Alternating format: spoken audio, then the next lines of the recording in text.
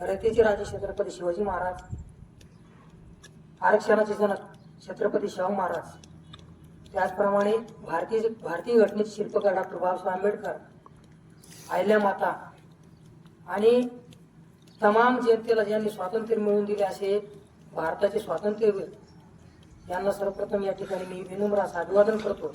जर त्यांचा मागोवा घेतला तर एक वंचित घटकामध्ये जन्माला आलेला माणूस.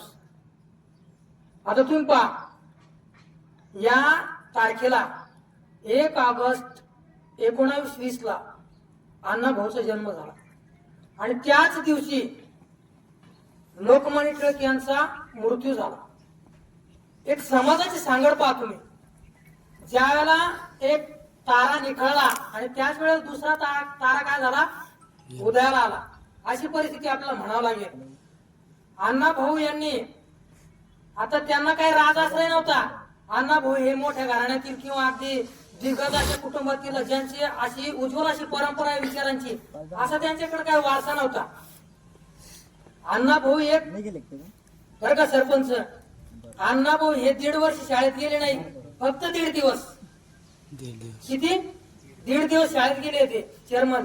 1.5 दिवस शाळेत गेले म्हणजे ज्या वेळेला ते शाळेत घातले, त्यांच्या आई वडिलांनी शाळेत गेले त्यावेळेला प्रस्थापित लोकांचं राज्य होतं. थोडक्यात प्रस्थापितांनी त्यावेळेला त्या लोकांना नाकारलेलं होतं की तुम्हाला शिक्षणाचा अधिकार नाही, तुम्हाला राहण्याचा अधिकार नाही, तुम्हाला शायनिंग मारण्याचा अधिकार नाही, असं स्पष्ट त्यावेळेला त्या समाजाने त्यांच्यावर बंधनं घातली होती. आणि अशा वेळेला अण्णाभाऊंना शाळेत प्रवेश मिळेल का? मग शाळेत प्रवेश मिळणारच नाही. अण्णाभाऊ शाळेत गेले त्यावेळेला त्या मास्तरने, आता मी मास्तर आहे, आता मी तशी परिस्थिती राहिलेली नाही, कारण आपण स्वातंत्र्यात वावरतो. म्हणून प्रत्येकाला आपल्याला छत्रपती शाहू महाराजांनी सांगितलं की शिक्षण हे सगळ्यांना सक्तीचं आणि मोफत करा. आणि तीच राज्यघटनेनं काय केलं आहे, पुढे चालून त्याचीच अंमलबजावणी घटनेनं चालू केली आहे. तर अशा या शिक्षणापासून वंचित असलेल्या अण्णाभाऊंनी फक्त 1.5 दिवस शाळा केली. पहिल्या दिवस शाळेत गेले, मास्तरांनी पाहिलं की अरे हे वंचित घटकातील हे मागासवर्गीय पोरग याला वर्गात कशाला बसवता. त्याला ज्यांनी मारायला सुरुवात केली ते पोरग कोकलत बाहेर गेलं. अण्णाभाऊंनी पाहिलं अरे मला तर शाळेत बसू देत नाही, मला तर मारतात ते. अण्णाभाऊंनी दगड मारायला सुरुवात केली त्या शाळेवर. म्हणजे अण्णाभाऊंनी दगड मारायला सुरुवात केली म्हणजे काय केलं की त्यांनी त्या प्रस्थापित समाज व्यवस्थेविरुद्ध त्यांनी प्रथम पाऊल टाकलेलं आहे. आणि असं पाऊल म्हणजे साधी गोष्ट नाही. ती वर्गात एखाद्या विद्यार्थ्यांनी थोडं जेवढे शाळा केली तर चोपून काढतात मास्तर लोक, बरोबर की नाही? तसं अण्णाभाऊला सोडला असेल का त्या मास्तरांनी? त्यांना सुद्धा त्यावेळेला मार खावा लागला. म्हणून अण्णाभाऊंनी शाळा सोडून दिली. आणि म्हणून अण्णाभाऊंचं वंचित जीवन आहे, त्या वंचित जीवनामधून त्यांनी आपलं जीवन साकारलेलं आहे, समाजाचं जीवन साकारलेलं आहे. त्यांनी अनेक कादंबऱ्या लिहिल्या. आताच कोणतरी सांगितलं की ज्यावेळेला स्वातंत्र्य मिळालं 15 ऑगस्टला स्वातंत्र्याचा झेंडा फडकत असताना त्यावेळेचे पंडित जवाहरलाल नेहरू झेंडा फडकावला आणि दुसऱ्या दिवस अण्णाभाऊंनी लगेच सांगितलं की हे स्वातंत्र्य. याच वेळेला त्यांनी सांगितलं होतं की आज ती झुटी आहे.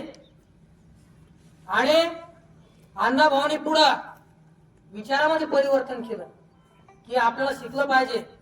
आपण केवळ अण्णाभाऊच्या हालकीनं नव्हे तर अण्णाभाऊच्या लेखणीने त्यांना मोठं केलं. आज तर तुम्हाला शिक्षण घ्यावं लागलं. शिका, संघटित व्हा, संघर्ष करा, हा तुम्हाला मूळ मंत्र बाबासाहेबांनी दिला. आणि बाबासाहेब ज्यावेळेला बाबासाहेबांचा 1956 मृत्यू झाला त्यावेळेला सर्व साहित्यिक कलावंत एकत्र आले आणि त्या एकत्र येण्यामध्ये त्यांना एक बाबासाहेबांना श्रद्धांजली द्यायची होती. त्या श्रद्धांजलीमध्ये त्यावेळेला प्रल्हाद शिंदे असतील, वामनदादा कर्डक असतील, त्याचप्रमाणे अण्णाभाऊ साठे असतील, असे दिग्गज त्या काळातले साहित्यिक गोळा झाले. आणि त्यांचं की जग बदल घालून घाव सांगून गेले मला तुम्हाला. म्हणजे या जगावर तू घाव घाल, त्यावेळेला हे जग बदलन आणि त्यावेळेला या समाजाची प्रगती होईल. म्हणजे साहित्यामधून त्यांनी जग बदलण्यासाठी प्रयत्न केला. त्यांच्या अनेक कादंबऱ्या होत्या, अनेक साहित्य होतं त्यांच्या कादंबऱ्या आणि साहित्यामध्ये. आज अनेक लोक PhD घेत आहेत, अनेक साहित्य त्यांचं लोकोपयोगी आहे. असं साहित्य अण्णाभाऊंनी तयार केलं.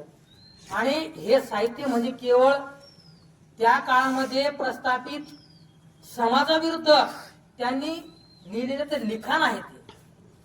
म्हणजे आज आपण यांची जे साहित्य पाहतो त्या लेखणीमधून समाजाचे विदारक चित्र त्यांनी मांडण्याचा प्रयत्न केला.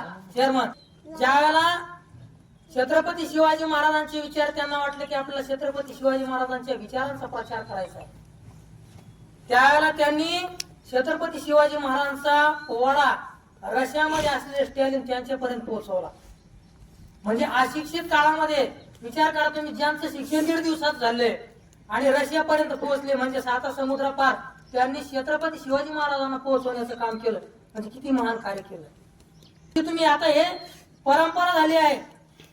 छत्रपती शिवाजी महाराजांना वाटून घेतलं, बाबासाहेबांना वाटून घेतलं, मग अण्णा भाऊ कस काय मागे राहतील, त्यांना सुद्धा वाटून टाका.